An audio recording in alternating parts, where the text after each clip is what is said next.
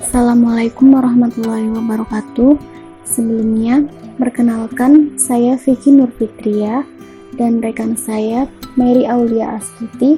Kami mahasiswi dari Universitas Ahmad Dahlan akan menyajikan sebuah video yang berisi materi tentang iman kepada malaikat dan tugas-tugasnya.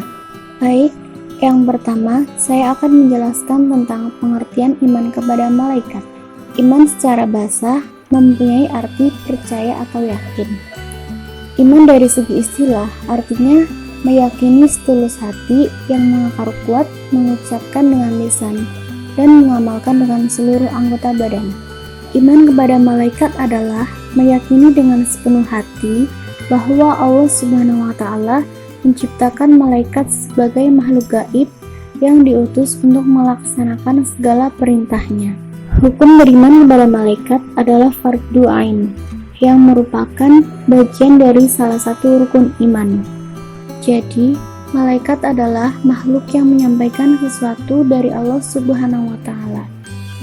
Menurut istilah, malaikat adalah makhluk gaib yang diciptakan oleh Allah Subhanahu wa Ta'ala dari cahaya sebagai utusan Allah Subhanahu wa Ta'ala yang taat, patuh, serta tidak pernah membangkang terhadap perintah-perintahnya.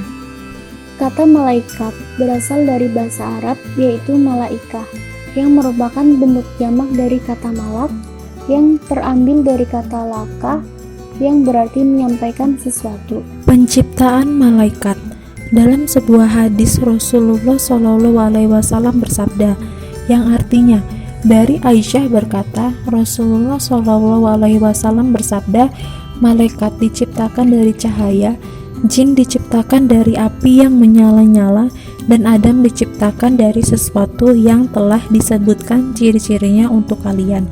Hadis riwayat Muslim. Dalam Quran surat Fatir ayat 1, yang artinya, segala puji bagi Allah, pencipta langit dan bumi, yang menjadikan malaikat sebagai utusan-utusan untuk mengurus berbagai macam urusan yang mempunyai sayap, masing-masing ada yang 2, 3, dan 4. Allah Subhanahu wa Ta'ala menambahkan pada ciptaannya apa yang Dia hendaki. Sungguh Allah Maha Kuasa atas segala sesuatu. Berdasarkan keterangan di atas, jelaslah bahwa malaikat adalah makhluk Allah yang diciptakan dari nur atau cahaya dan memiliki sayap, sehingga jika ada keterangan lain yang menyatakan bahwa malaikat memiliki ciri-ciri yang tidak sesuai dengan keterangan dari Al-Quran dan hadis, patutlah kita meragukannya. Malaikat dan tugasnya masing-masing. Malaikat Jibril bertugas sebagai menyampaikan wahyu dari Allah Subhanahu wa Ta'ala kepada para nabi dan rasulnya.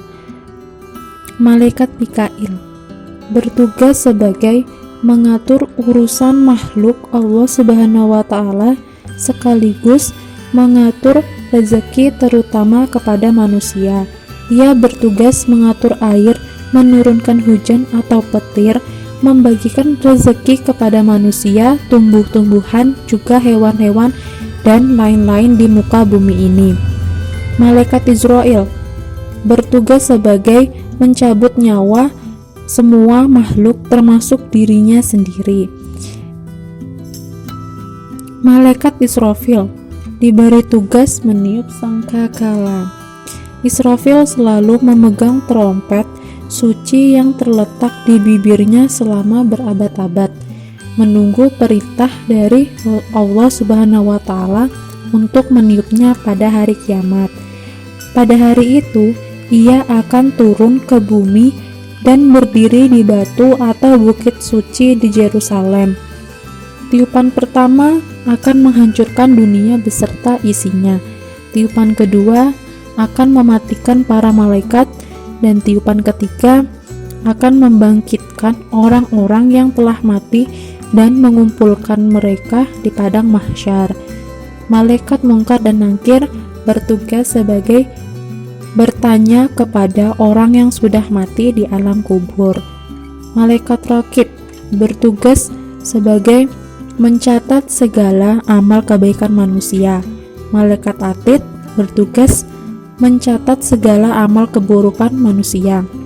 Malaikat Malik bertugas sebagai penjaga neraka. Malaikat Ridwan bertugas sebagai menjaga dan mengawasi surga serta menyambut manusia hamba Allah yang akan masuk ke dalamnya. Ia sangat ramah menyambut dan mempersilahkan orang-orang yang akan masuk ke surga. Video ini merupakan tugas akhir dari mata kuliah Desain Media Audiovisual yang diampu oleh Ibu Anas Tri Ridho Dina Yuliana.